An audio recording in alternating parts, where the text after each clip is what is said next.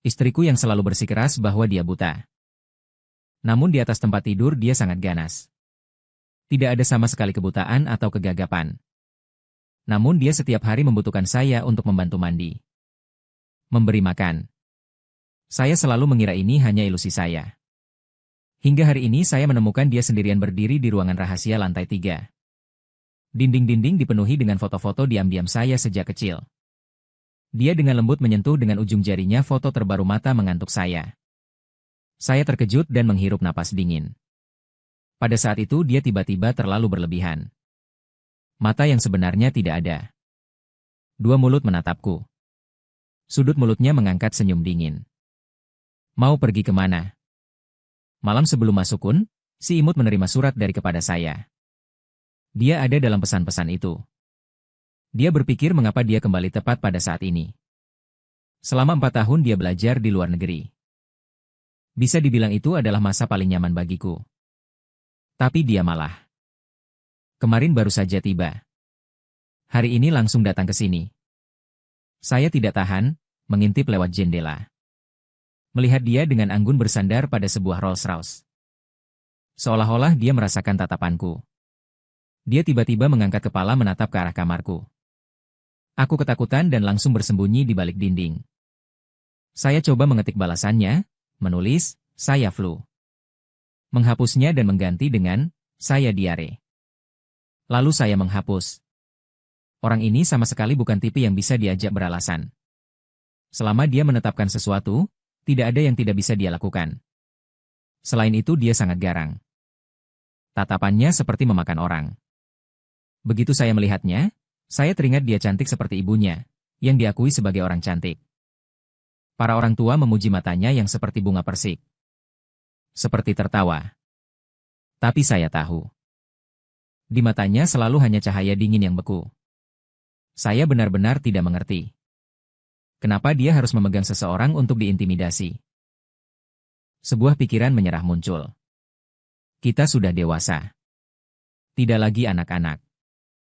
Kenapa dia masih boleh mengintimidasi saya? Mengambil ponsel. Baru saja siap mengetik menolak dia. Saya tidak pergi. Orang yang akan saya tunangi segera. Keluar bersamamu tidak cocok. Setelah selesai masih terasa kurang. Menambahkan 4 karakter, pria wanita selamanya berpisah. Namun menghadap tombol kirim. Saya jadi ragu lagi. Ingin melawan seseorang yang sejak kecil menindasmu. Semangat itu benar-benar sulit untuk dibangkitkan. Jika saya bisa mengumpulkan keberanian lebih awal untuk melawannya. Sekarang hati saya tidak akan seburuk ini. Saat saya masih bingung. Suara ibu saya dan ketukan pintu bersamaan terdengar dari luar. Xiao Bai Lin Wanyu sudah menunggu kamu di bawah selama setengah hari. Kenapa masih lambat-lambat? Itu ibuku? Saya sangat kesal di dalam hati. Tidak ingin membuka pintu. Juga tidak ingin memperhatikannya. Perut penuh rasa tidak adil. Jika bukan karena orang tua mereka begitu tidak bertanggung jawab. Bagaimana mungkin saya sejak kecil sampai sekarang selalu dimanfaatkan secara berlebihan oleh Lin Wanyu? Saya saja mengabaikan kebisingan di luar pintu. Langsung mengirim pesan itu. Lalu menenggelamkan diri ke dalam selimut. Bagaimanapun juga. Saya langsung menikah. Kami semua sudah dewasa. Dia masih bisa memukul saya karena saya tidak mendengarkan. Tidak ada yang bisa mengendalikan saya lagi. Apalagi saya akan segera menikah. Selama sudah menikah, 50 juta yang ditinggalkan kakek untuk saya. Biaya menyiapkan rumah tangga bisa didapat. Pada saat itu saya akan benar-benar mandiri secara ekonomi. Tidak ada yang ingin melihat warna wajah siapapun. Baik Lin Wanyu maupun ayah saya memarahi saya tidak akan peduli. Semua diblokir. Biarkan mereka menyesal sendiri. Pikiran ini membuat hati saya terasa lega dan puas. Memikirkan terus membuat air mata mengalir tanpa bisa ditahan. Saya masih bisa meraih tisu. Mengusap air mata. Selimut di atas saya tiba-tiba terangkat oleh seseorang. Dengan marah menatap ke arah itu. Ternyata Lin Wanyu duduk di samping tempat tidur saya. Dengan alis berkerut menatap saya. Kemarahan saya langsung padam. Bagaimana kamu masuk ke sini? Secara refleks saya menarik diri ke belakang. Ingin menjauhi dia. Tiba-tiba pergelangan tanganku langsung ditangkap olehnya. Jiang Bai. Kapan kamu menjadi naga? Berapa kali aku harus memanggilmu agar kamu mau muncul? Aku berusaha keras berjuang. Tapi tidak bisa lepas sama sekali. Aku hanya bisa marah saja.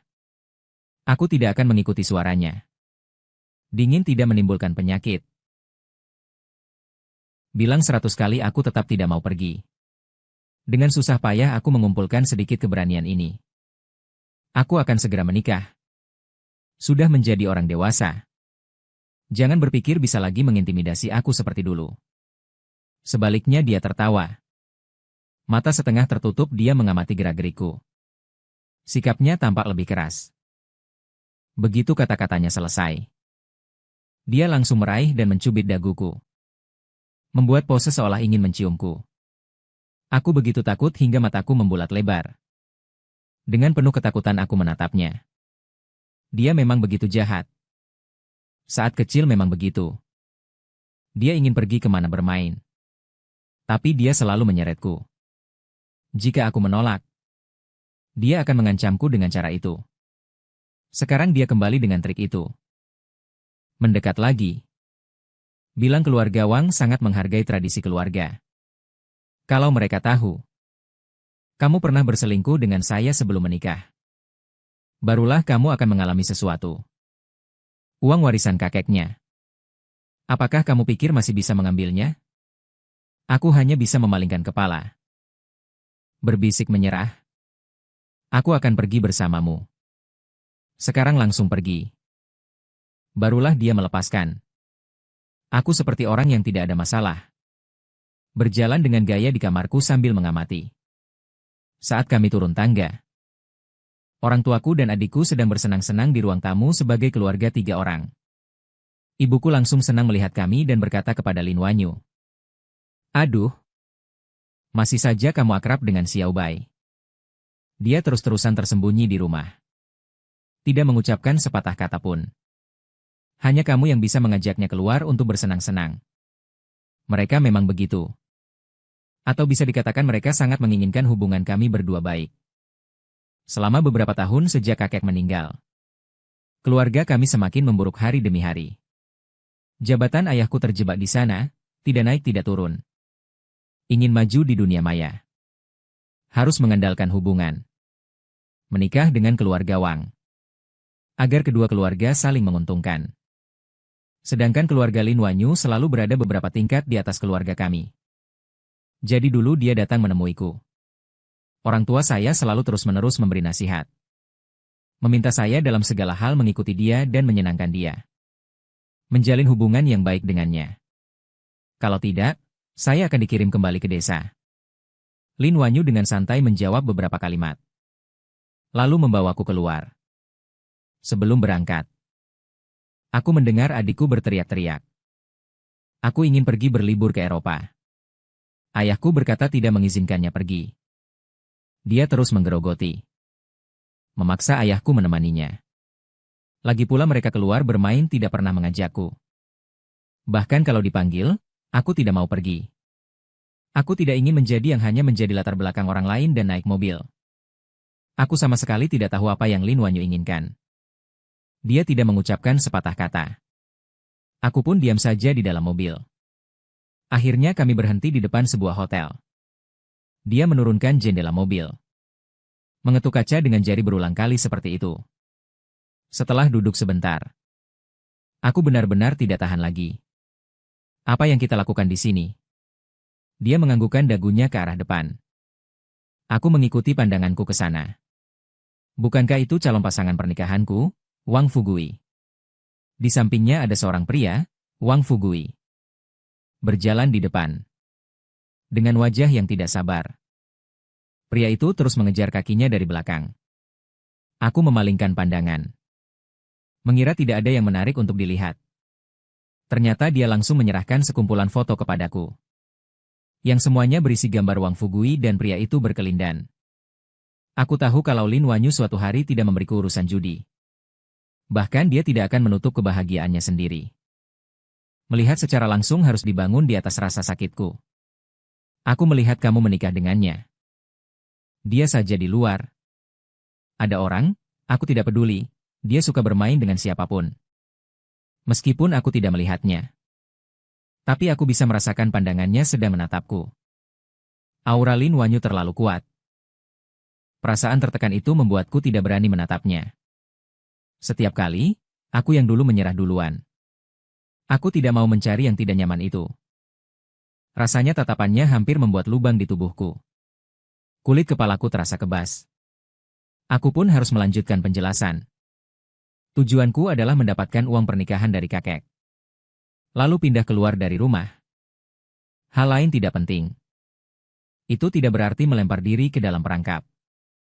Dia menanyakan lagi. Orang itu bukan pilihanku. Itu dipilih oleh orang tuaku. Mereka melahirkan dan membesarkanku. Aku mendengarkan kata mereka. Menikah kali ini, maka rasa terima kasih ini akan terbayar. Mulai sekarang, aku tidak akan kembali ke rumah itu lagi. Aku akan mencari tempat untuk bersembunyi. Jangan ada yang menggangguku. Aku. Setelah mendengar kata-kataku, dia menarik napas dalam-dalam. Tanpa berkata apa-apa, dia menyalakan mobil dan pergi.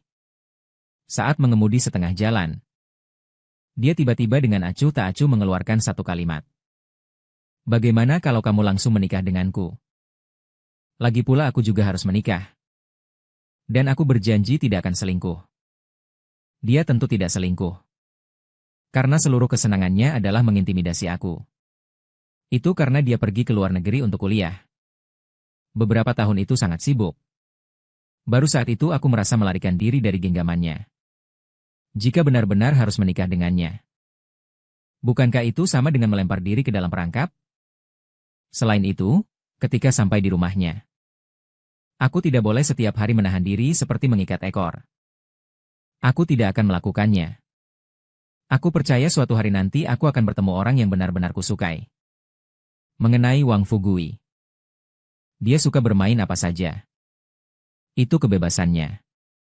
Setelah beberapa saat, saya akan mencari kesempatan untuk berpisah darinya. Itu cukup. Saya membalasnya dengan satu kalimat. Itu memang terlalu di atas jangkauanku. Saya selalu merasa Lin Wanyu memang sengaja bermain-main. Saya bermain. Dulu saat kami berdua bersama. Dia pernah memberi saya banyak isyarat. Kadang-kadang dia mendekat dengan tiba-tiba. Kadang-kadang dia juga ingin menggenggam tangan saya. Semua itu saya hindari. Baik. Meskipun keluarga kami berdua pernah terpisah. Tapi pada akhirnya kami tinggal di satu kompleks yang sama. Kami saling mengenal cukup baik. Tidak berani menghadapnya. Saya juga tahu bahwa saat SMA dia pernah menulis surat cinta untuk saya. Surat itu tidak mencantumkan nama. Tapi saya tetap tahu itu darinya. Hari itu setelah pulang sekolah, saya di jalan mengeluarkan tas untuk mengambil uang. Ingin pergi makan KFC. Tiba-tiba saya menemukan surat itu. Saya meliriknya beberapa kali. Lalu langsung merobeknya hingga hancur. Dan membuangnya ke tempat sampah di pinggir jalan. Pada saat itu mobilnya berada tidak jauh di belakang saya. Sejak itu, dia memanggilku lebih sering. Kadang-kadang dalam sikapnya ada rasa benci yang menggeram pada saya. Saya merasa takut sekaligus membencinya. Namun dalam hati saya juga membenci kejadian ini. Kebencian ini tidak pernah saya tunjukkan. Tapi dia selalu ada. Saya bahkan pernah berpikir untuk menghancurkan semua hal. Saya pernah berpikir menyalakan api rumah keluarga yang saya nikahi. Sayangnya semua itu hanya saya berani pikirkan. Dalam kenyataan, saya memang benar-benar pengecut. Tampaknya Lin Wanyu sudah memutuskan untuk menghabiskan seluruh hari bersamaku. Setelah makan, dia mengajak saya bermain golf. Lalu kami pergi menunggang kuda. Saya tidak bisa mengumpulkan semangat sama sekali selama itu. Malam tiba. Temannya mengajaknya lagi untuk balap mobil. Saya memang lahir takut hal ini, selalu merasa akan terjadi sesuatu. Tapi dia tidak memberi saya kesempatan untuk menolak. Dan memaksa saya naik ke mobil. Sirkuit balap penuh sesak. Di mana-mana ada perempuan yang berpakaian seksi. Saya terasa sangat tidak cocok di dalamnya. Lin Wanyu langsung memaksaku masuk ke kursi penumpang depan. Aku ingin turun. Dia lagi menggunakan taktik itu untuk mengancamku. Nanti kamu percaya atau tidak? Aku di depan begitu banyak orang. Mencium kamu membuatku hampir menangis. Aku hanya bisa memintanya. Lalu kamu buka pintu, lihat apakah kamu bisa.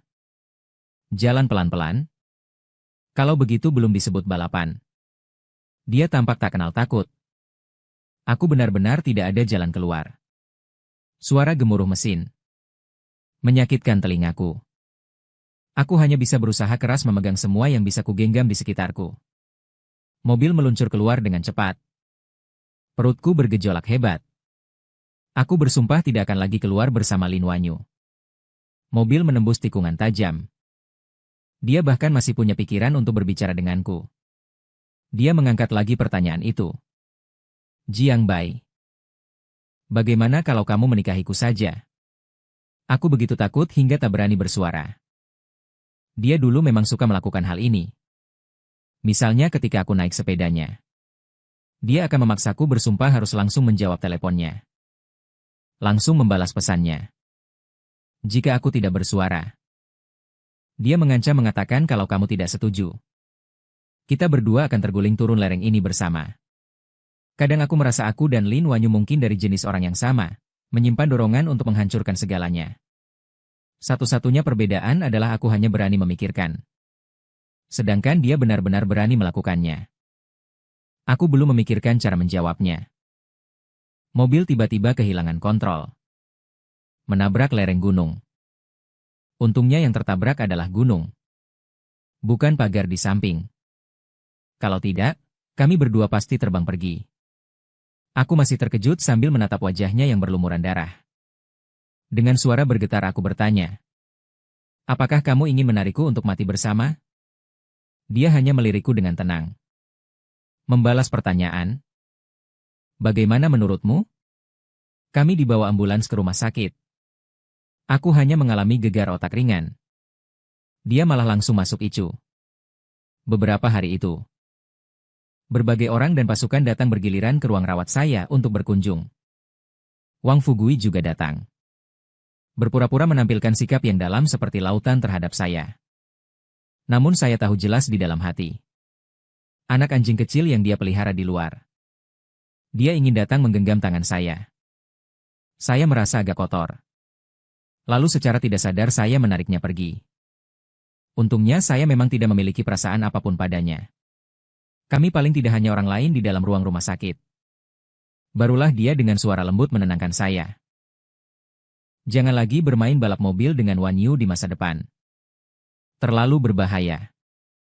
Lihat, kamu sekarang terluka. Orang tua saya akan tahu. Pasti mereka juga akan merasa sakit hati.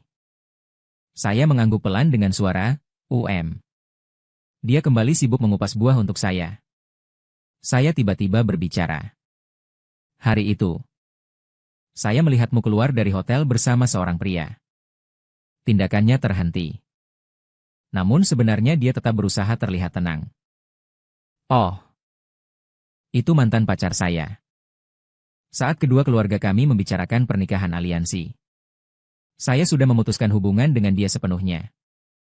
Sebenarnya kamu tidak perlu berpisah dengannya khusus demi saya. Setelah mendengarnya, wajahnya langsung menampakkan ekspresi yang sulit dipercaya sekaligus terharu. Kamu benar-benar terlalu perhatian. Saya tidak mengindahkan perasaannya yang terharu. Langsung memotongnya. Setelah kami menikah. Tidak ada masalah, kan? Dia mengerutkan alisnya. Bagaimana bisa begitu? Orang tua saya sudah menunggu untuk memegang cucu mereka. Dia melanjutkan. Jangan khawatir. Selama melahirkan anak. Keluarga kami pasti tidak akan memperlakukanmu dengan buruk. Setiap kali saudara perempuan saya melahirkan, keluarga memberi hadiah 8 digit.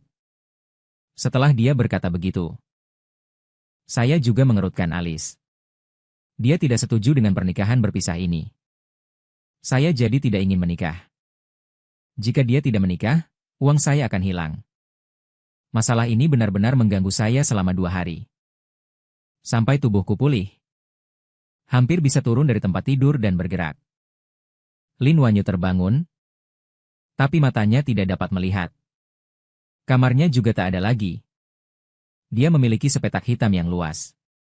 Penjelasan dokter adalah, mungkin saraf retina tertekan. Dia kembali tinggal beberapa hari di rumah sakit. Aku pernah melihatnya beberapa kali. Matanya ditutupi kain kasa. Namun anehnya, setiap kali aku mendekat, dia bisa mendengar langkah kakiku dengan tepat. Orang tuanya sekarang melihat hidungku bukan hidung, mata bukan mata. Mereka menyalahkan aku atas semua masalahnya. Lagi pula saat itu aku berada di mobil yang sama dengan Lin Wanyu. Aku sendiri sepanjang hari menatap dengan wajah datar. Tidak mengucapkan sepatah kata pun. Itu juga hal yang wajar. Tiba-tiba aku menjadi buta. Wajahku pun menjadi hitam seperti dasar panci. Aku tidak bisa menahan diri untuk berkata kepadanya. Lihat, aku sudah bilang padamu jangan ikut macet. Tapi kau tidak mendengarkan nasihat. Kekesalan di wajahnya semakin terlihat. Dia berteriak padaku, Jiang Bai.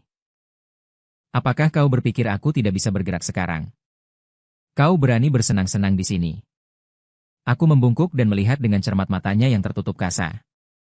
Pandangan ke bawah menampilkan hidungnya yang tinggi dan 2 bibir tipis berwarna merah. Aku berkata, aku tidak bersenang-senang dengan nasibmu. Sekarang semua orang menganggapku sebagai penyebab semua masalahmu. Padahal mobil itu kamu yang mengemudikan. Hanya Tuhan yang tahu kegilaan apa yang kau alami saat itu. Ujung bibirnya sedikit melengkung. Kau akan segera menyadari bahwa berbicara kepadaku dengan nada seperti itu akan berharga. Sambil berkata, dia mengulurkan tangan untuk menangkapku sambil bercanda. Saat dia belum mengalami masalah, aku tidak pernah bisa mengalahkannya. Sekarang dia setengah lumpuh. Aku masih bisa membuatnya menangkap. Aku langsung mundur. Tapi pergelangan tanganku tetap tertahan dengan tepat oleh dia. Sebuah tenaga besar berusaha menarikku ke arah dia. Hei! Orang butamu. Lepaskan segera. Dalam kepanikan, aku menggigit tangannya. Dia kemudian menggunakan tangan lain untuk membuka mulutku. XML. Translate_text. Saya berjuang keras dengan mata saya. Pada saat itu, suara ibunya yang terkejut sekaligus marah terdengar. Kalian berdua sedang apa? Xiao Bai Wanyu masih terluka sekarang. Bagaimana kamu bisa membuli? Ibunya tidak apa-apa. Kita berdua hanya bermain-main. Lin Wanyu memang berkata dengan santai. Saya merah merona di seluruh wajah. Hanya bisa menatapnya dengan tajam. Membelokkan kepala dan langsung berlari. Setelah kembali, saya segera mengubah catatan namanya di ponselnya menjadi Lin Xiaxi. Nama itu memang bagus. Dia selama bertahun-tahun memperlakukan saya seperti itu. Sekarang akhirnya mendapat balasan. Tuhan juga membantu saya meluapkan kebencian. Saya sangat lega di dalam hati. Jadi saya semakin sering pergi menemuinya.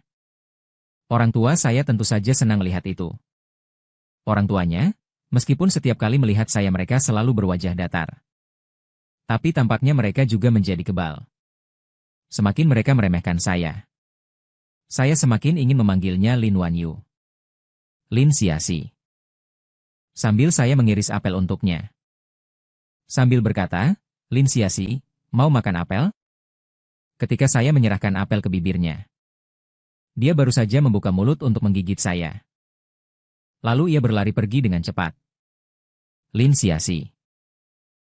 Aku melemparkannya saja, tidak memberimu untuk dimakan. Setiap kata yang saya ucapkan kepadanya harus menyertakan 3 kata, Lin Xiaxi. Lin Xiaxi. Aku datang menemuimu. Lin Xiaxi, bagaimana perasaanmu hari ini? Lin Xiaxi, musim semi sudah tiba. Sayangnya kamu tidak dapat melihat apa-apa. Jika Lin Xiaxi berani menyerangku, aku akan berdiri di depanmu. Lin Xiaxi marah. Bukankah kamu cukup tangguh? Kalau begitu, panggil aku dengan sopan. Kadang aku juga merasa bahwa diriku bukan apa-apa. Dia tidak dapat.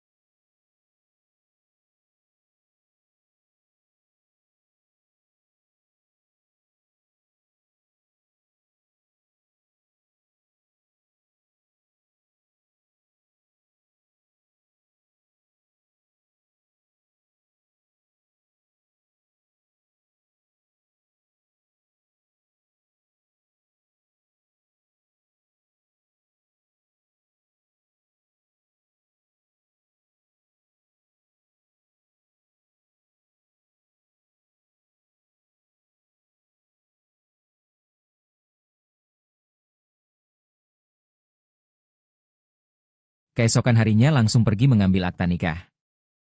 Hari ketiga, uang mahar yang disiapkan kakek untuk saya semuanya telah ditransfer. Saya memiliki uang tunai di bawah nama saya. Selain itu ada properti dan toko.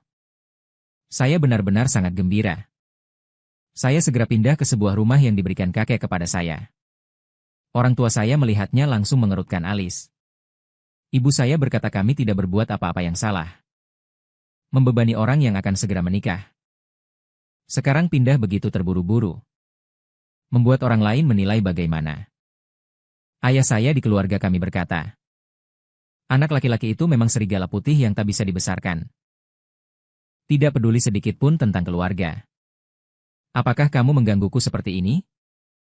Adik perempuan saya juga berkata, kakak, kenapa kamu harus membuat orang tua tidak senang?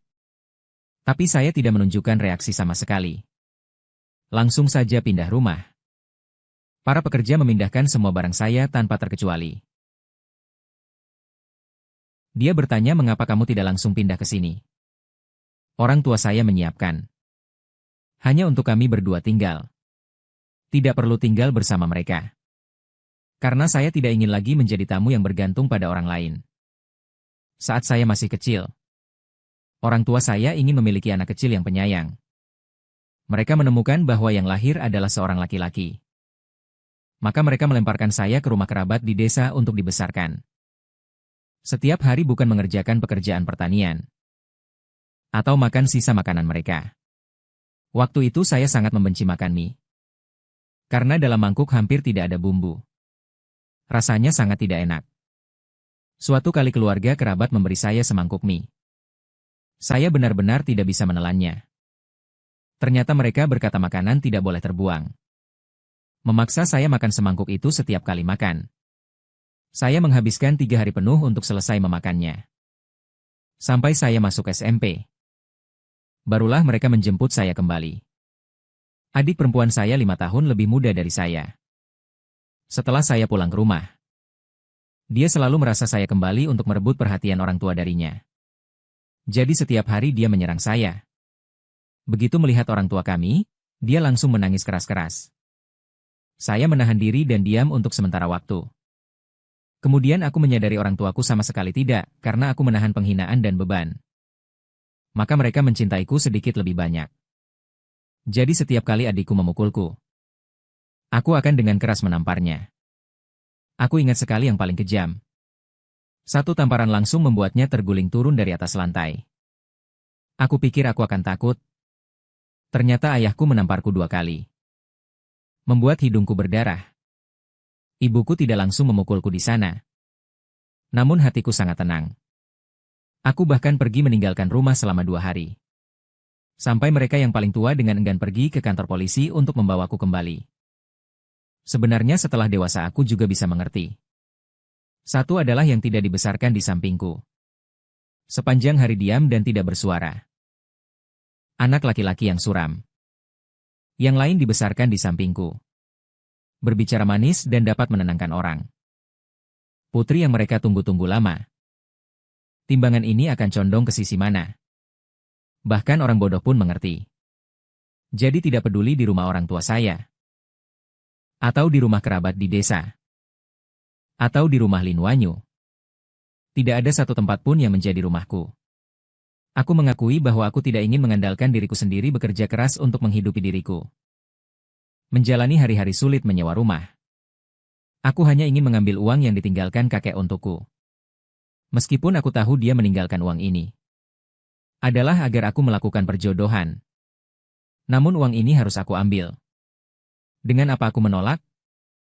Aku sibuk selama 2 hari hingga selesai sepenuhnya. Setelah pindahan selesai, aku tidak akan pindah ke tempat Lin Wanyu. Namun di siang hari aku masih akan menemuinya, dia sekarang tinggal bersama orang tuanya. Setiap kali aku pergi, aku harus mengajak Lin Wanyu jalan-jalan. Ibunya sangat tidak puas dengan hal itu. Dia berkata kepadaku. Matanya masih belum terbiasa. Kenapa kamu selalu membawanya keluar? Pada saat itu, Lin Wanyu akan berkata, Bu, aku juga ingin keluar untuk menghirup udara.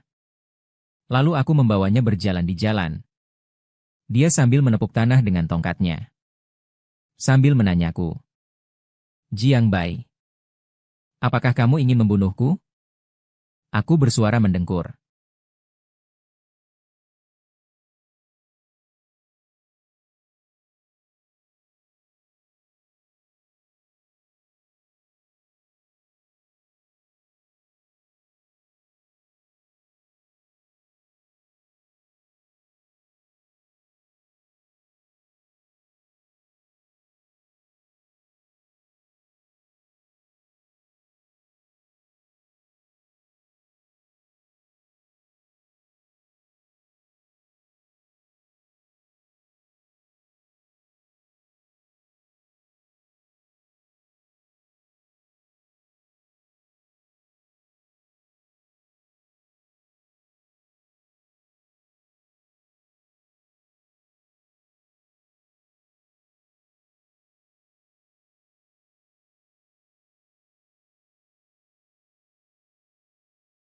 Dia berkata dia ingin mandi. Kalau begitu kamu pergi mandi saja. Aku dengan wajah tak peduli. Vagina? Aku ingin kamu membantu aku. Bagaimana kamu mandi di rumah? Bagaimana kamu mandi sekarang? Aku familiar dengan lingkungan di rumah. Di sini aku tidak familiar, banyak urusan. Aku pun harus memegangnya masuk ke kamar mandi. Memberitahunya mana yang mana. Lalu menyerahkan shower kepadanya dan ingin pergi. Tapi dia malah menarikku kuat. Kenapa kamu malu? Kita sudah menikah. Siapa yang malu? Aku cuma malas melayanimu. Mandi sendiri, kamu sudah cukup dewasa. Aku sekarang buta. Hanya bisa mengandalkanmu. Jika kamu tidak membantu aku. Apakah kamu masih punya hati? Aku sama sekali tidak melihat dia punya harga diri. Bukan berarti orang buta akan berusaha keras menyelamatkan diri mereka. Bisa hidup dengan baik? Dia malah baik. Membuat dirinya seperti kehilangan tangan dan kaki. Dia melepas jaketnya. Saat memperlihatkan bagian atas tubuhnya. Aku menatapnya tanpa berkedip sejenak. Masih puas? Aku dengan sinis memotong tubuhnya. Ternyata dia bahkan melepas pakaian dalamnya. Tanpa memberi ruang sama sekali. Aku menatapnya, siapa yang menyuruhmu melepasnya? Cepat pakai kembali. Kamu mandi dengan pakaian. Coba mandi satu kali untuk kulihat. Walau aku mandi, kamu tetap tidak bisa melihat. Lin si buta. Dia mengubah nada bicaranya. Kalau begitu kamu juga lepas saja. Kita berdua mandi bersama. Lagi pula aku tidak bisa melihat. Berhayal saja. Aku kira aku mengerti. Dia memang sengaja. Aku keluar melalui pintu kaca. Menunggu dia selesai mandi lalu memberinya handuk. Jangan bilang Lin Wanyu. Tubuhnya memang sangat menarik. Aku membantunya keluar. Sampai tengah malam. Dia tiba-tiba menelponku. Saat aku mengangkatnya, aku langsung mendengar dia berkata, "Suamiku cepat datang bantu aku. Aku harus ke toilet." Dengan amarah, aku berbalik turun dari tempat tidur ke kamarnya. Menunggu dia selesai, aku mengantarkannya kembali ke tempat tidur. Namun dia menggenggam tanganku dengan keras. Berkata, "Kamu terlalu berlebihan, kan? Kita baru saja menikah. Kamu langsung meninggalkanku sendirian di kamar. Aku tidak bisa lepas dengan cara apapun." Aku pakai tangan lain untuk menggaruknya. Ternyata dia sepertinya memprediksi gerakanku. Seketika dia membalik kedua tanganku. Di belakangnya, ternyata dia pernah berlatih taekwondo. Dia langsung mulai berputar dan berjuang. Dia menahanku sambil berkata, "Tenang saja. Aku yang buta tidak bisa melakukan apa-apa padamu. Tapi kita memang sudah menikah. Bukankah seharusnya kita mengembangkan perasaan?" Pah. Aku menghembus napas berat sambil mengumpat keras. "Besok aku akan kelaparan. Kamu masih ingin mengurungku di kamar ini. Tidak membiarkan keluar. Aku pergi beli rantai besi. Mengikatmu? Tunggu saja. Kamu, Si buta mati. Selalu tidak tenang. Dia tertawa di atas kepalaku. Jadi hari ini aku benar-benar tidak bisa melepaskan. Lalu dia menekan kakinya kuat di kakiku. Seluruh tubuhnya memelukku. Membuatku tak bisa bergerak. Aku merasakan tubuhnya yang lembut. Rasanya detak jantungku terdengar jelas. Dia sengaja menggoda aku. Aku dengan marah memanggilnya, gila. Aku memang suka kamu. Suami? Hei. Baiklah, baiklah. Mari kita tidur, nanti kita akan tidur di satu tempat tidur. Lagi pula kita suami istri. Hei. Aku baru saja selesai berbicara, lalu dia menutup mulutku. Kita berdua begitu bibirnya menempel. Bibir? Setidaknya setengah menit tidak berbicara. Dia dulu sering menggunakan ini sebagai ancaman. Aku bilang kalau aku tidak patuh, dia akan menciumku atau semacamnya. Tapi tidak pernah benar-benar melakukannya.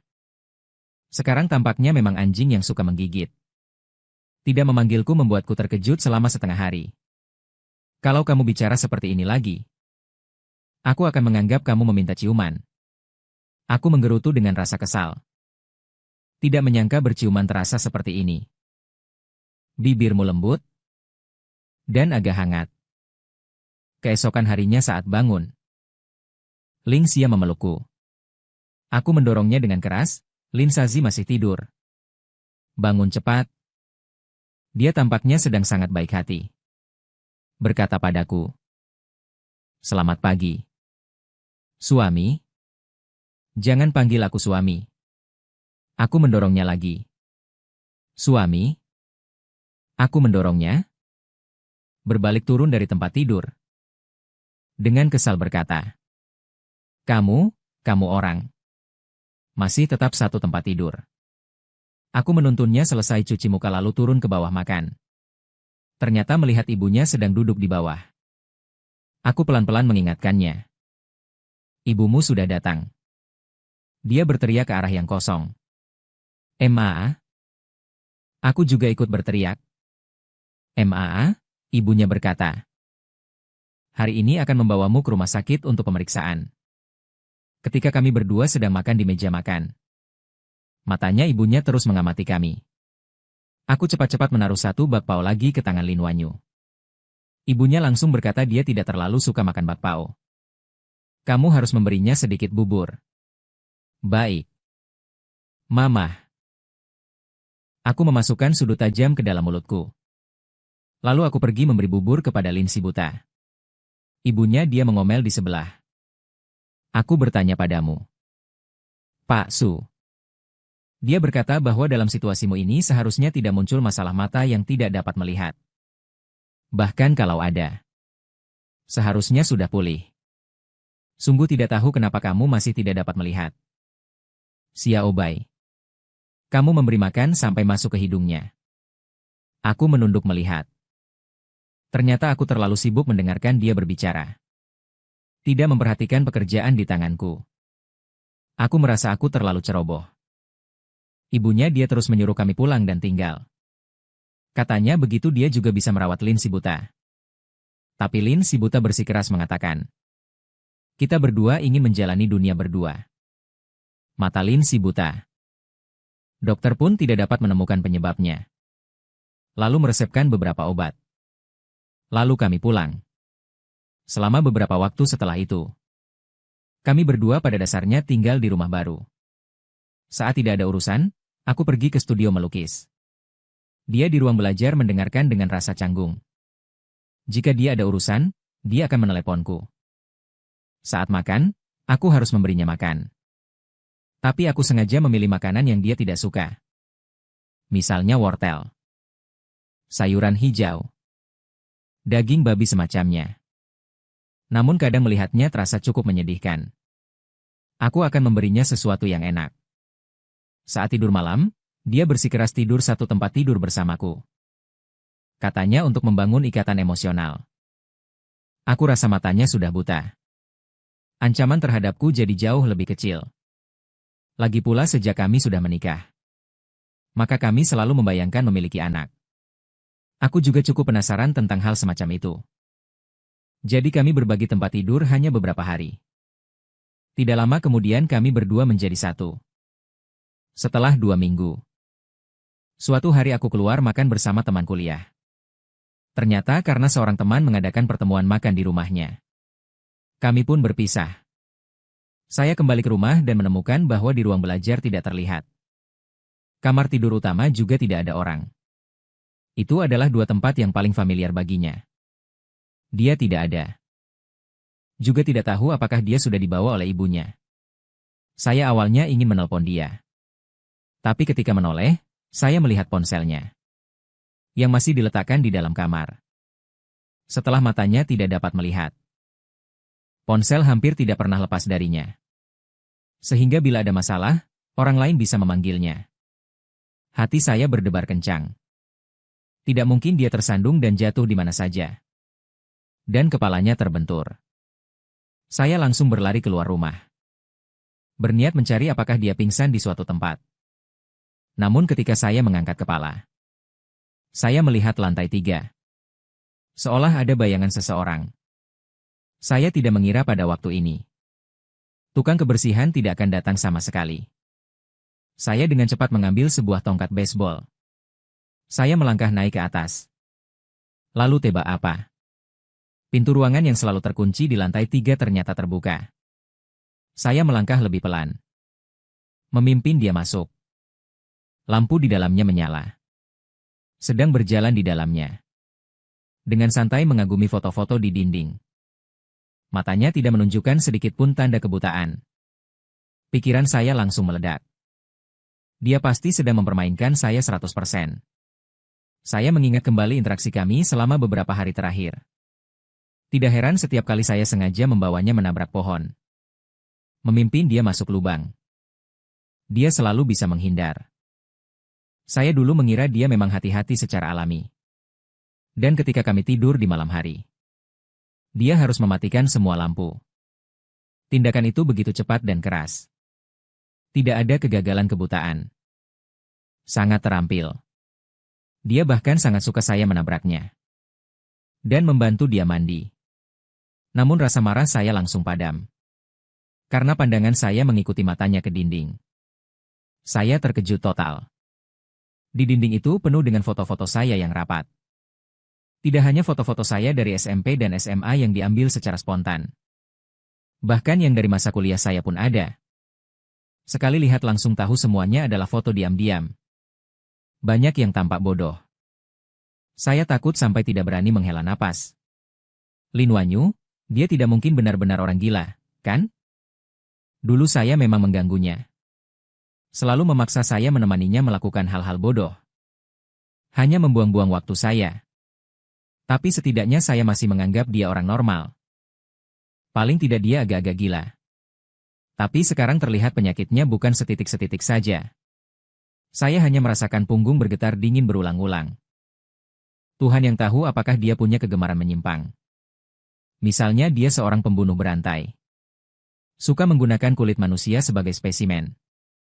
Atau suka mengebor lubang di dahi manusia.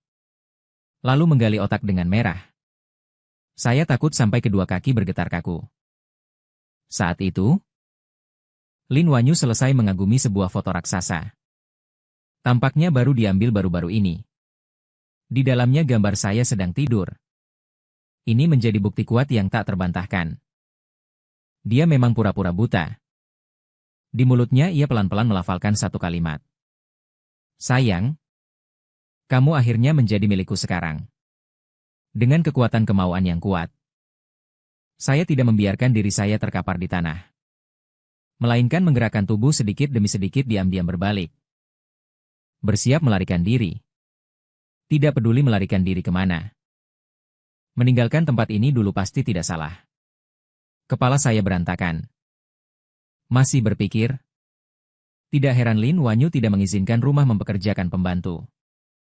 Juga tidak tinggal bersama orang tuanya. Di rumah ini hanya kami berdua. Jika suatu hari dia berniat membunuh saya bahkan tidak punya orang untuk meminta pertolongan. Memang ketakutan dalam dirinya sejak dulu. Tidak pernah berubah. Sebelumnya dia menutupi dengan berpura-pura buta. Saya memang untuk menipu diri saya ke dalam jebaknya.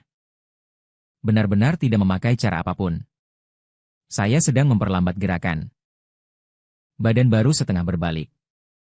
Dia tiba-tiba memutar kepala. Pandangan tepat menabrak tatapannya. Dalam dan mengerikan. XML.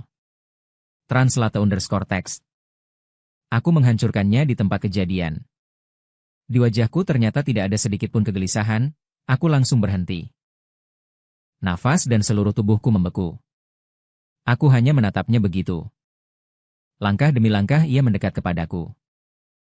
Setiap langkahnya terasa.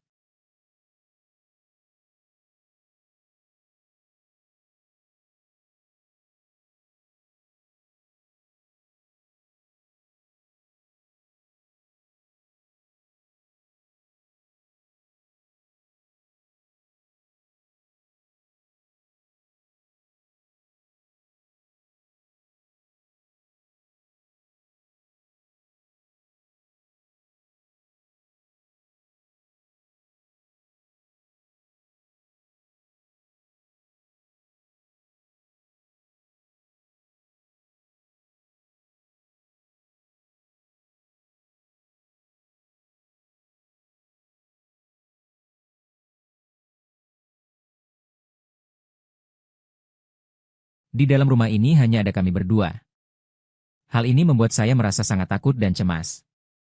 Ternyata ibunya di ujung telepon meminta kami datang makan. Saat itu saya benar-benar terkejut luar biasa. Seperti adegan dalam film hantu yang saya baca di novel. Makhluk gaib biasanya tidak menyakiti orang di tempat yang ramai. Jadi jika ingin selamat, jangan pernah sendirian. Saat kami berdua keluar dari villa, saya merasa bahkan udara pun menjadi segar. Sekali-sekali, kami bergantian membiarkan dia mengemudi. Dulu, saya selalu yang mengemudi saat keluar. Saya duduk di kursi penumpang depan sambil menghitung. Apa yang harus saya lakukan selanjutnya? Jika saya menikah dengan Lin Wanyun. Sekarang dia tampak tak berdaya. Saya bisa saja bersembunyi. Tidak ada yang bisa dikatakan orang lain. Tapi sekarang kami sudah menjadi pasangan sah. Dia kini memiliki status yang sah. Kemanapun saya melarikan diri, dia dapat dengan jelas datang mencari saya. Perasaan ini terasa sangat berlebihan. Selain itu, melihat dia telah memotret saya selama bertahun-tahun. Perasaannya terhadap saya sudah bukan hanya 1 atau 2 hari. Itu berarti saya sedang mencari kesempatan. Meskipun tidak bisa kembali ke rumah saya sendiri. Tinggal di tempatnya juga pasti tidak boleh.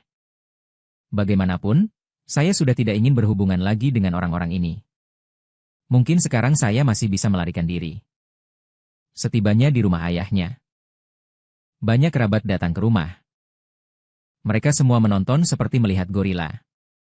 Dia masih dengan wajah yang sama. Wajahnya berkerut.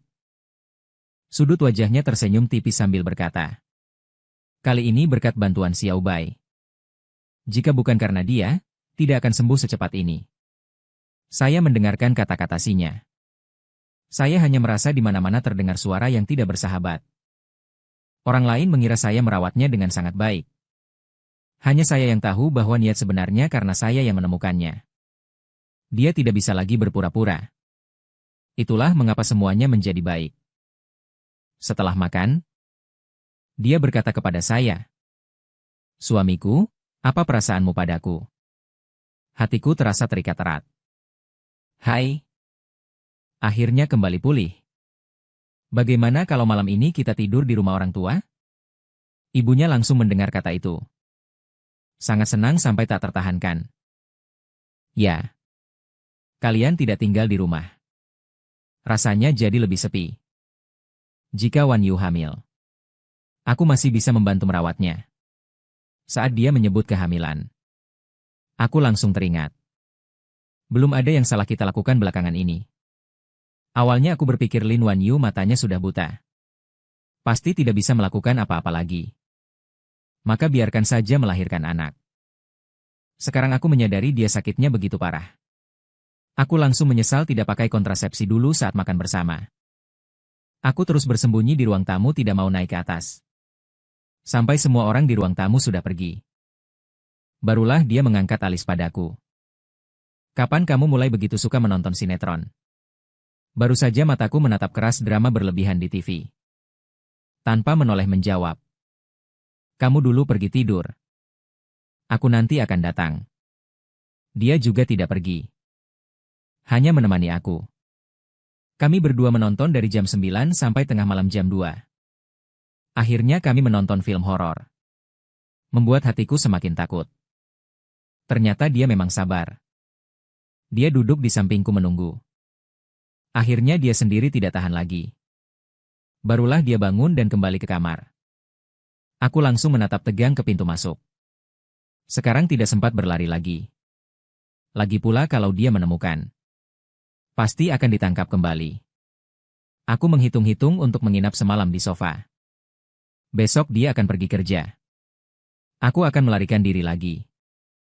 Setelah berbaring tidak lama, aku tertidur. Saat dalam keadaan setengah mengantuk, aku merasa dia mengambil selimut menutupiku.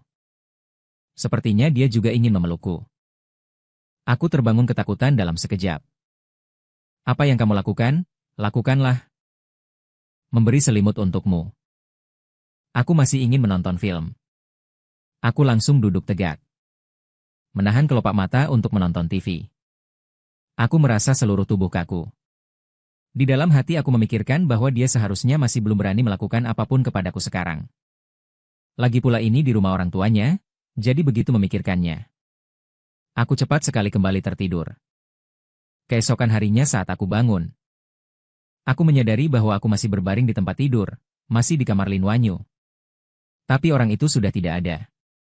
Aku segera mengunci pintu dari dalam. Aku mengacak-acak kamarnya. Ingin melihat apakah ada yang aneh. Ternyata tidak menemukan apa-apa. Wanita ini benar-benar menyembunyikan sesuatu dengan sangat dalam. Saat aku turun ke bawah, ibunya bersikap sangat baik kepadaku. Terus menanyakan bagaimana aku tidur. Dia juga mengucapkan terima kasih karena telah merawat Lin Wanyu. Aku mencoba bertanya padanya.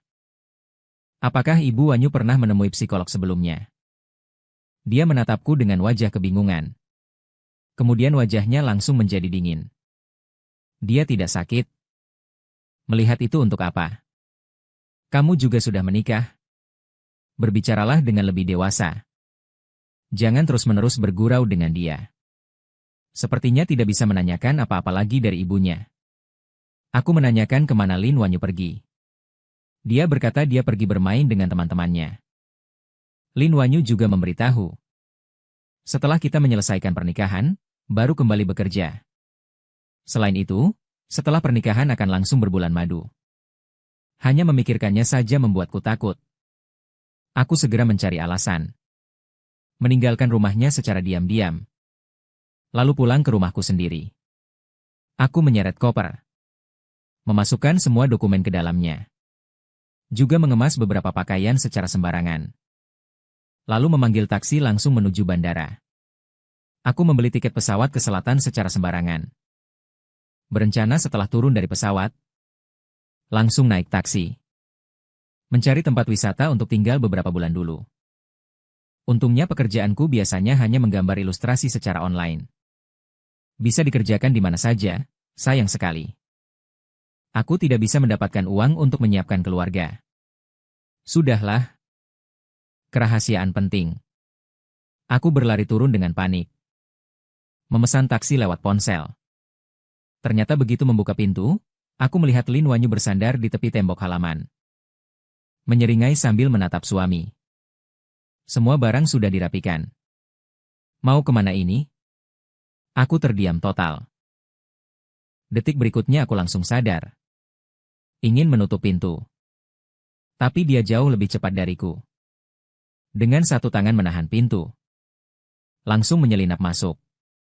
Satu tanganku memegang ponsel.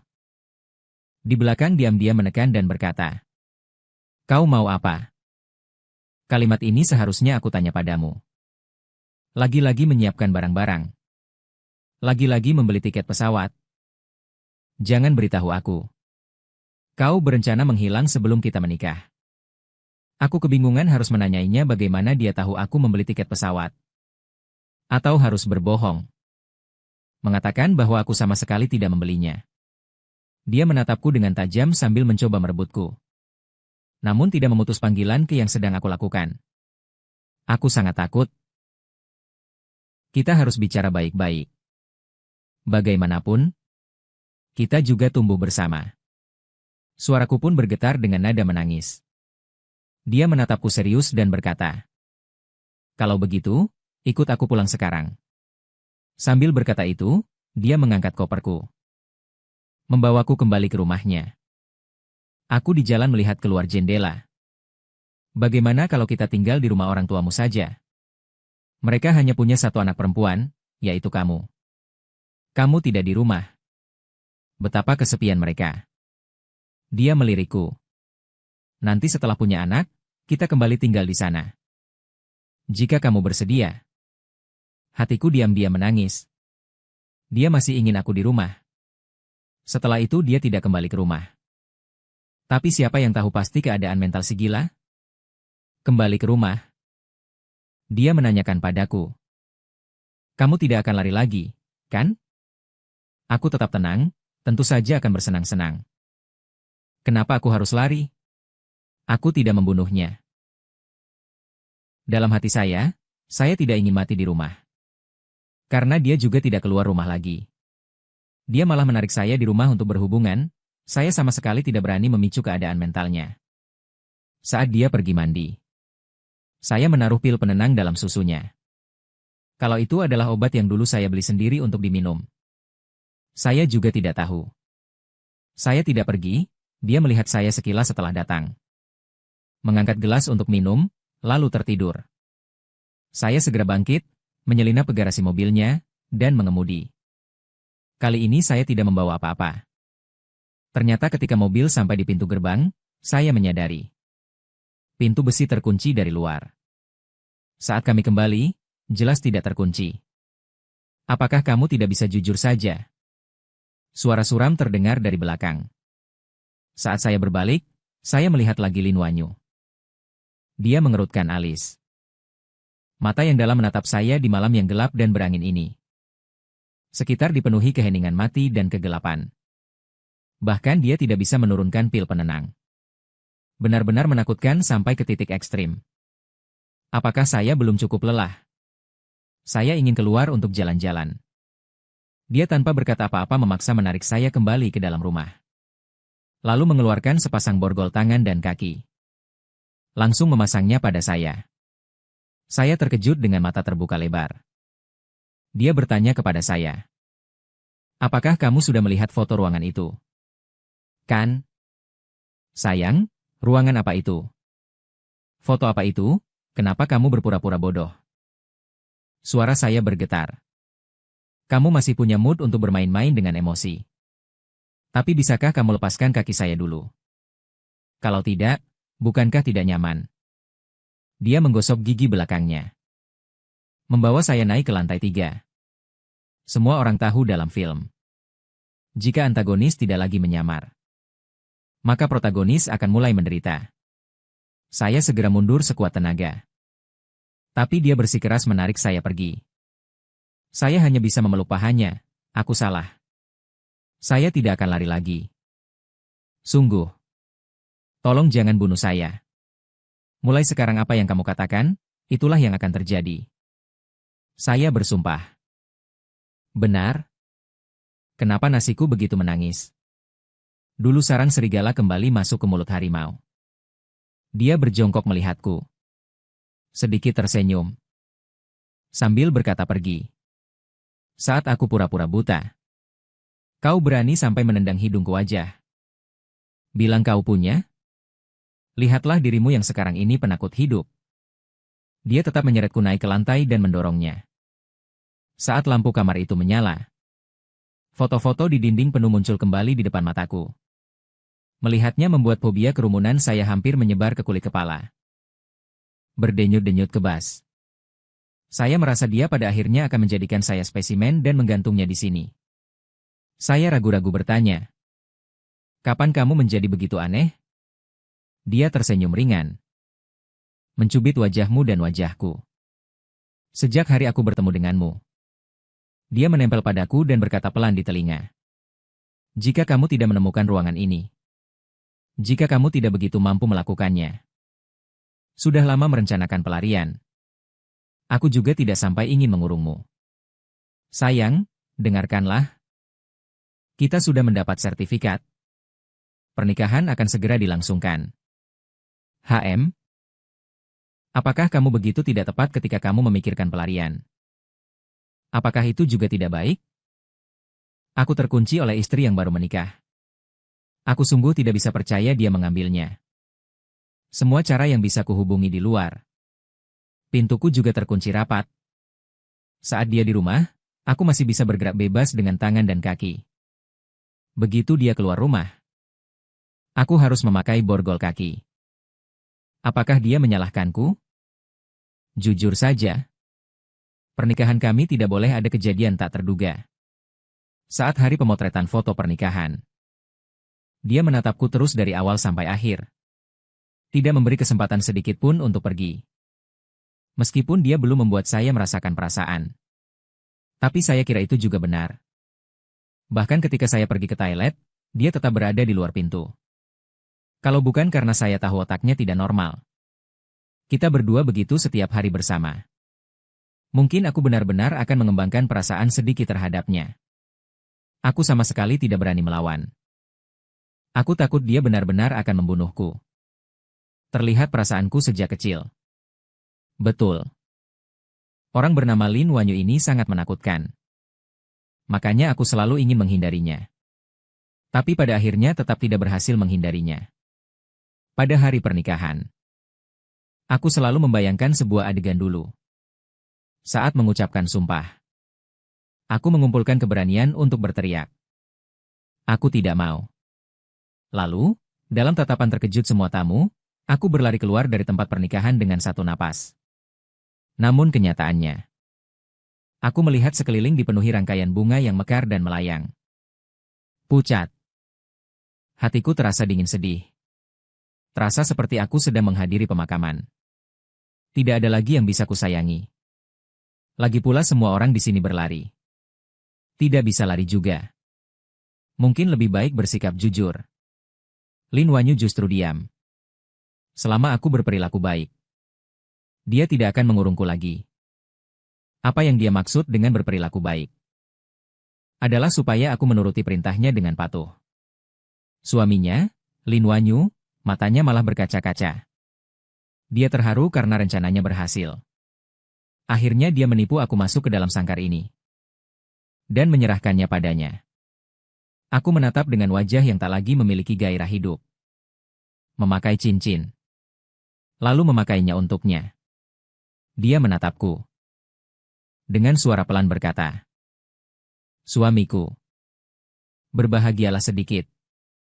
Kita sudah menikah." Episode tambahan Lin Wanyu. Pertama kali bertemu Jiang Bai adalah di pesta ulang tahun adiknya. Jiang Bai seperti latar belakang. Bersembunyi di sudut. Tidak ada yang memperhatikannya. Terlihat seperti orang luar keluarga Jiang. Mereka berdua bersekolah di SMP yang sama. Lin Wanyu pernah bertemu dengannya beberapa kali di jalan. Dia selalu sendirian, datang dan pergi sendirian. Anak-anak di asrama. Liburan musim dingin dan panas sering berkumpul dalam satu mangkuk. Namun Jiang Bai tidak pernah ikut. Tapi suatu kali dia melihat dia mengambil sesuatu. Untuk kucing liar di pinggir jalan. Dia berjalan mendekat dan bertanya, "Mau tidak mau makan bersama saya dalam satu mangkuk?" Jiang Bai sama sekali tidak memperhatikannya. Menganggapnya seperti udara. Kali ini membuat Lin Wanyu sangat marah. Di dalam asrama. Anak mana yang tidak ingin menjadi temannya? Selain itu, dia terlalu tidak sopan. Setelah kembali ke sekolah, Lin Wanyu di jalan melihat dia dikelilingi oleh beberapa siswa kelas atas yang menuntut uang. Dia baru ingin naik membantu. Akhirnya Jiang Bai dengan kecepatan yang hampir tak terlihat mengalahkan 3 orang sekaligus, memukuli mereka, lalu berlari pergi. Lebih cepat daripada kelinci. Lin Wanyu segera mengejarnya. Dengan susah payah dia berhasil menangkap tas ranselnya. Dia mengepalkan tinjunya, berbalik dan langsung memukul. Pipi Lin Wanyu langsung memucat menjadi kebiruan. Mencengkeram tangannya juga sakit sekali. Lin Wanyu sakitnya sampai terisak. Kau ini benar-benar menyerang tanpa pandang bulu. Dia jelas terkejut. Kenapa kamu selalu mengikutiku? Dia sendiri juga tidak bisa menjelaskan. Kenapa dia ingin bermain bersamanya? Atau melihat apa yang sebenarnya dia lakukan. Akhirnya dia pergi membeli kapas dan alkohol. Kembali, menyeka sudut mulutnya. Lin Wanyu berkata, mulai sekarang kalau kamu ikut aku pergi ke sekolah, tidak ada yang berani mengganggumu di asrama. Banyak anak memiliki kendaraan untuk menjemput dan mengantar. Hanya Jiang Bai yang berjalan kaki. Dia juga tidak suka berkumpul. Sepanjang hari dia tidak banyak bicara, sangat mudah menjadi sasaran. Tapi dia menolak. Dia menaruh kapas dan alkohol ke dalamnya. Berbalik dan pergi. Lin Wanyu kembali mengejarnya. Jalan ini tidak benar. Bukan jalan pulang ke rumah. Kamu mau kemana? Jiang Bai membeli 1 kotak nasi bungkus. Setelah duduk, langsung makan, Lin Wanyu juga mengikutinya. Dua orang itu makan makanan cepat saji hangat seharga belasan yuan di toko serba ada. Memandang para pejalan kaki di luar jendela. Akhirnya sambil makan dia mulai melamun.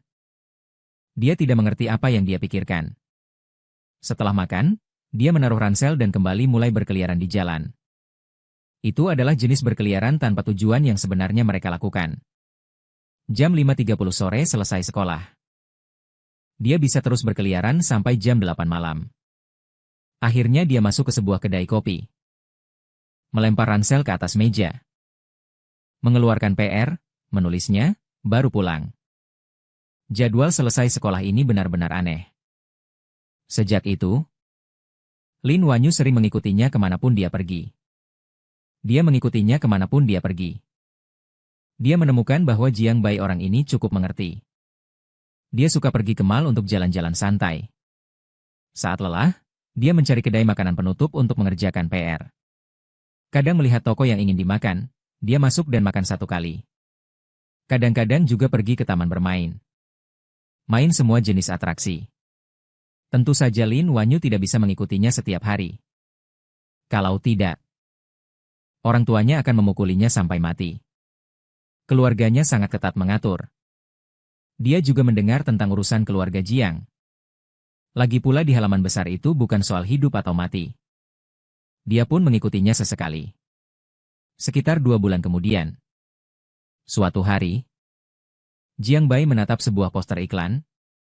Di atasnya ada ikan kukus dengan kuah susu putih yang tampak sangat segar. Dia menelan ludah. Bertanya kepadanya, apakah kamu membawa uang? Lin Wanyu melihat ekspresi sedikit malu darinya. Ini masih pertama kalinya dia secara inisiatif mengobrol dengannya. Maka keduanya masuk toko dan makan besar. Setelah makan, Jiang Bai tersenyum malu kepada dia.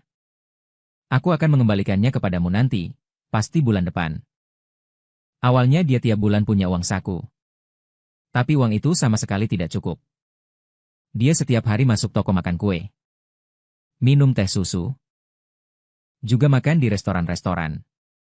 Begitu boros. Dia pada akhir minggu tidak ingin tinggal di rumah. Pengeluarannya tentu besar. Tapi adiknya memukulnya, dia marah dan mendorong adiknya dari atas lantai.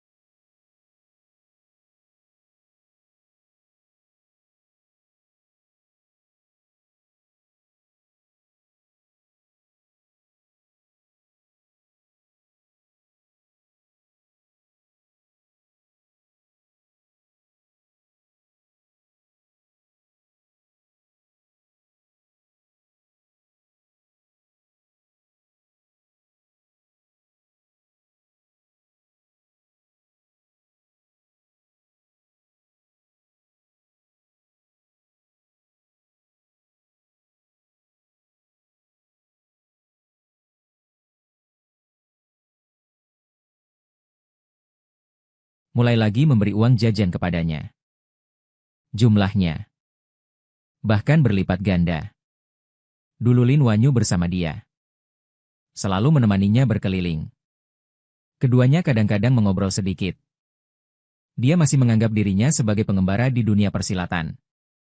Tetapi setelah sifat Lin Wanyu berubah drastis, ia tidak lagi memanjakan dia, melainkan menariknya untuk bermain dengan orang yang dia sukai.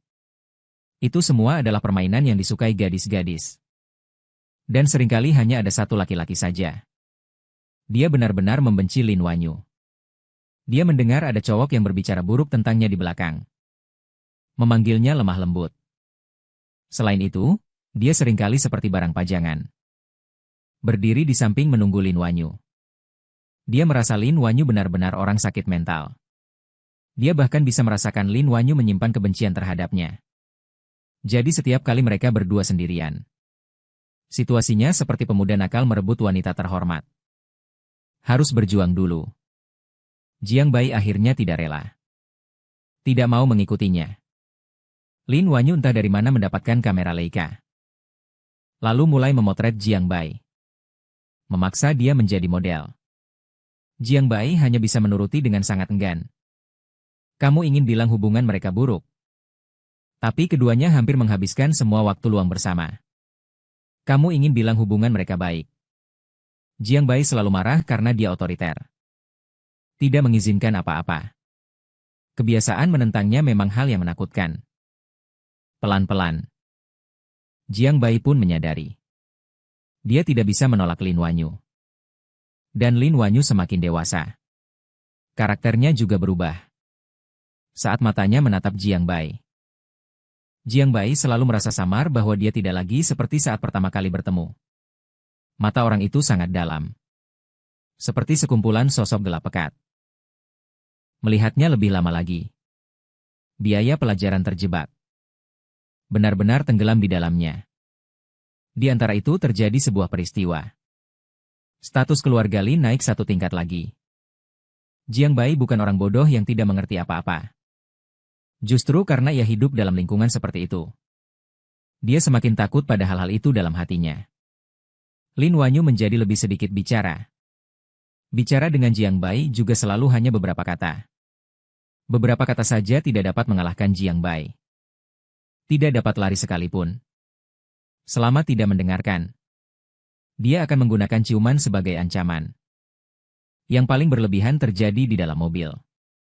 Lin Wanyu menanyakan siapa yang menulis surat cinta itu? Jiang Bai berbisik pelan. Apakah kau berhak mengatur? Lin Wanyu langsung tertawa karena marah. Dia menyuruh sopir mengangkatnya. Kemudian ia mencengkeram bagian bawahnya. Berbisik, kau bilang aku tidak berhak mengatur? Tidak lama sebelumnya, dia baru saja di depan matanya merobek surat cinta menjadi hancur dan membuangnya ke tempat sampah. Saat itu dia malah merasakan kepuasan balas dendam dalam hatinya. Dia tahu jelas mobil Lin Wanyu mengikutinya dari belakang. Memang, setelah Lin Wanyu menyiksa dirinya sendiri, menangkapnya, kekuatan lengan menjadi lebih kuat. Kadang dia merasa takut. Takut akan hubungan rumit mereka berdua. Namun kali ini, dia sengaja menaruh surat cinta itu ke dalam tasnya, supaya dia melihatnya. Dengan sengaja memprovokasi dia, Lin Wanyu menekannya keras di sudut mobil. Wajahnya semakin mendekat dengan intensitas. Dia bahkan bisa mencium napasnya. Jiang Bai gugup dan takut. Seluruh tubuhnya berkulit kuduk. Dia menelan ludah. Jangan begitu, Lin Wanyu. Lepaskan aku. Suara dia bergetar tak terkendali. Lin Wanyu menggigit giginya dan bertanya di telinga dia. Apakah kamu setuju? Dia cepat mengangguk. Dia tertawa kecil. Kalau begitu, siapa yang kamu suka? Dia menjawab pelan tanpa tahu. Dia lagi berbisik menanya, bagaimana? Aku sangat tidak nyaman sekarang. Jadi aku juga harus membuatmu tidak nyaman. Awalnya dia tidak mengerti apa maksud tidak nyaman itu. Dia mengira itu berarti hatinya tidak nyaman. Dia sedang memikirkan apa yang harus dilakukan. Hasilnya dengan cepat menyadari bahwa dirinya ingin menyinggung dia. Benar-benar tidak menyangka dia bisa begitu tidak bermoral. Seluruh tubuhnya membeku di tempat, tidak berani bergerak. Namun dia terlihat sangat santai. Sepenuhnya mengendalikan napasnya. Perlahan-lahan terdengar. Rasanya sangat aneh. Dia merasa dirinya hampir disiksa olehnya. Gila. Wan Yu masih berbisik di telinganya. Jiang Bai. Jika kamu berani berhubungan dengan orang lain, aku akan membunuhmu. Dia hanya bisa menutup matanya dengan erat. Menggelengkan kepala dengan paksa. Menyatakan bahwa dirinya tidak akan pernah bersama orang lain melakukan hal itu. Dia menganggap Lin Wan Yu seorang gila. Dan menjadi abnormal. Karena itulah dia tidak bisa menang. Dia. Ada satu alasan lagi yaitu dia masih ingin menjaga muka. Tetapi Lin Wan Yu sudah tidak punya muka lagi. Dia benar-benar tak terkalahkan. Bagaimana dia bisa menyentuh tempat itu? Dia tidak mengerti. Dan takut. Takut dia benar-benar melakukan hal itu padanya. Hal yang belum pernah dialami oleh regu itu.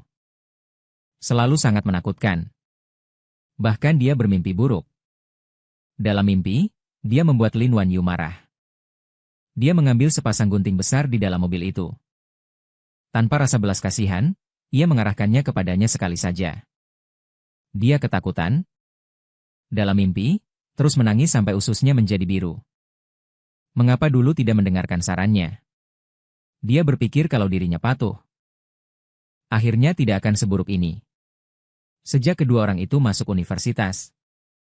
Hari-hari Jiang Bai yang dikuasai Lin Wan Yu akhirnya berakhir. Dia melanjutkan studi ke luar negeri. Dia sering mengabaikan pesannya. Dia kembali ke gaya hidup dulu, berkeliaran setelah kelas selesai. Suatu hari, dia secara kebetulan menemukan kelas minat menggambar. Lalu dia mendaftar sendiri. Lagi pula keluarganya belum pernah mendaftarkannya ke kelas minat apapun. Lin Wan Yu yang berada di luar negeri merasakan bahwa situasi mulai lepas dari kendalinya. Dia berulang-ulang melihat semua foto yang dia ambil. Bahkan mencetak semuanya. XML. Translate_text. Dipajang di seluruh istana. Dia hanya mengingat saat menggigitnya. Ototnya terasa kuat. Dia merindukan perasaan bersalah ketika dipaksa menuruti. Pada akhirnya dia menyadari bahwa hal yang paling tidak dirindukannya. Justru ketika pada awalnya dia berada di sisinya. Keduanya seperti orang asing satu sama lain. Dalam keadaan yang tenang tanpa gejolak. Bagaimana bisa begitu? Apakah dia harus meninggalkan 1 meter berwarna pekat dalam hidupnya? Bahkan jika itu kebencian. Itu tetap jauh lebih baik daripada menjadi orang asing. Dia khawatir dia di negara itu sudah berhubungan dengan orang lain. Lalu menyewa detektif swasta untuk memotretnya secara diam-diam. Tapi hasilnya dia masih sama seperti sebelumnya. Itu membuatnya sedikit lega. Setiap kali ia kembali ke negara, hal itu tetap sama. Keduanya masih mempertahankan keadaan konfrontasi yang tegang. Dia bahkan menggantung foto-fotonya di seluruh ruangan sebuah villa miliknya. Dia menatap foto-foto yang tergantung rapat itu. Bingung dalam hatinya. Bagaimana dia bisa mendapatkan rasa puas apapun darinya? Mungkin ini semacam kegemaran mengumpulkan. Seolah-olah mengumpulkan orang-orang dari semua usia sebagai barang rampasan. Sampai dia mendengar bahwa dia ternyata akan menikah. Dia tahu memohon tidak ada gunanya. Jika dia memintanya, dia hanya akan memperparah ejekannya. Jika dia melakukannya, justru membuatnya sangat sakit hati. Dia benar-benar ingin bersama dia mati bersama. Bagaimana dia bisa begitu kejam? Mereka kan tumbuh bersama. Selama bertahun-tahun ini. Meskipun mereka saling tidak suka. Pasti ada sedikit perasaan, kan? Dia dengan keras memutar setir. Bagian depan mobil berbalik kembali dari tepi jurang. Dan menabrak keras ke sisi gunung yang lain. Bagaimanapun, dia harus menikah dengannya. Hari-hari setelah pernikahan, Jiang Bai hidup dengan ketakutan. Awalnya Lin Wan Yu mengawasinya sangat ketat. Bahkan ketika bekerja dia harus dibawa bersamanya. Cing.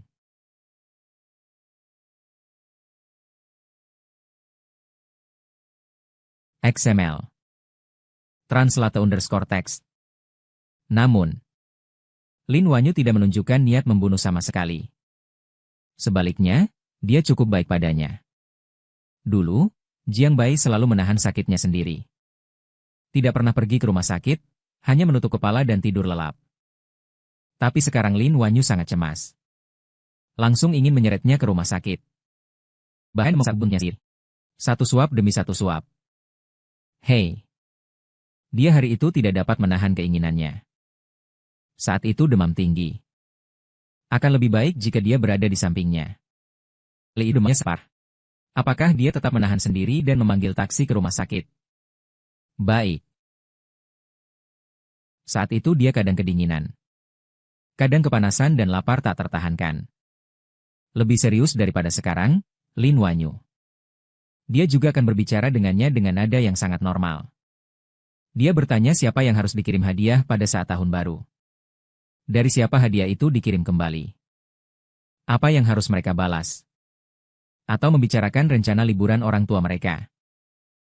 Mereka juga ingin membawanya pergi. Kadang-kadang mereka juga akan membicarakannya. Tapi gosip keluarga itu. Semua ini sangat biasa. Hal-hal kecil dalam hidup dipenuhi kehangatan. Dia jarang memiliki pengalaman hidup seperti ini. Karena dia selalu hidup dalam dunia spiritualnya sendiri. Orang tuanya sama sekali tidak peduli padanya. Pada dasarnya dibiarkan bebas. Jadi pengalaman hidup nyatanya sangat sedikit. Semua ini masih terasa cukup baru baginya. Lin Wanyu juga tidak ingin hubungan menjadi terlalu tegang.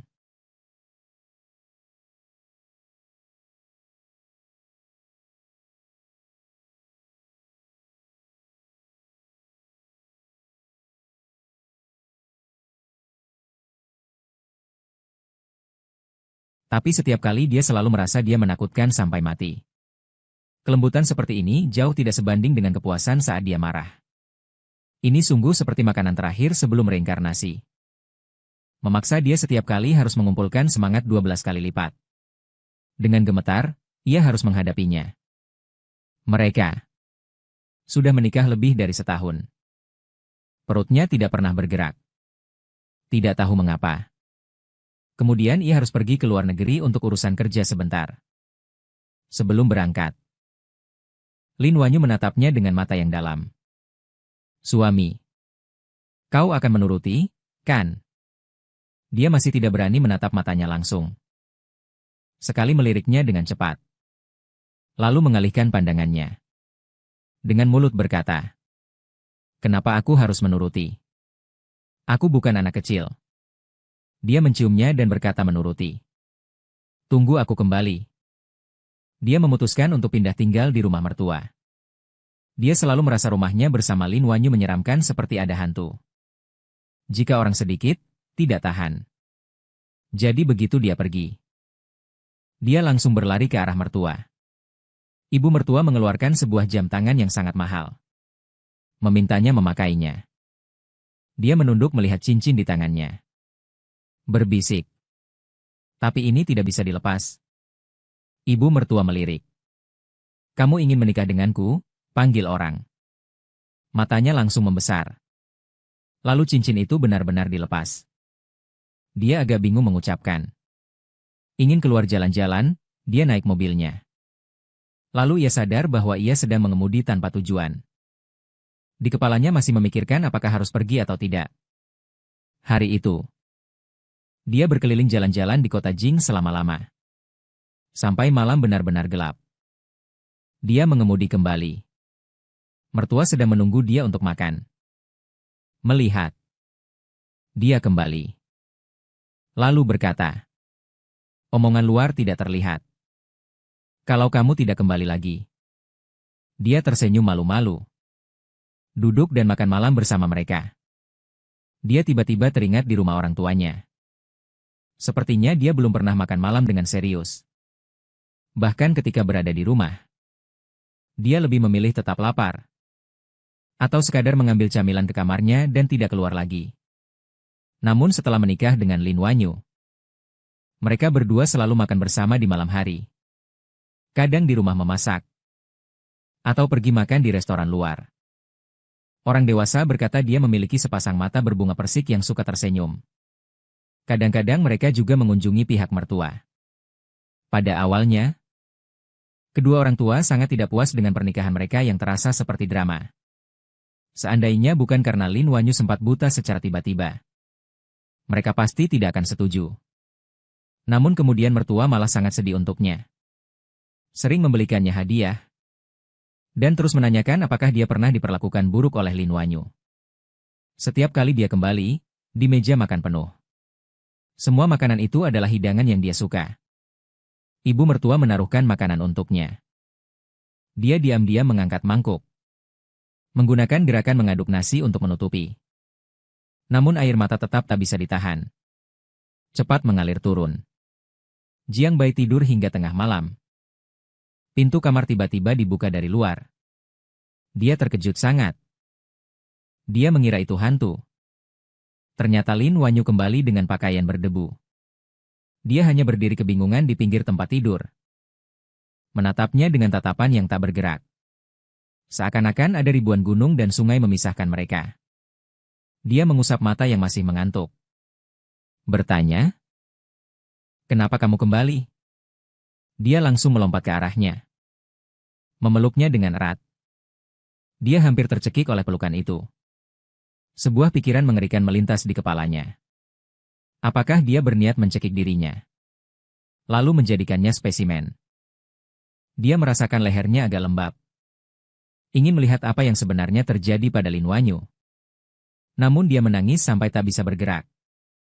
Kemudian, dia mencium bibirnya dengan lembut. Setiap kali sebelumnya selalu penuh kegembiraan. Kedua orang itu langsung berpelukan erat dan tertidur.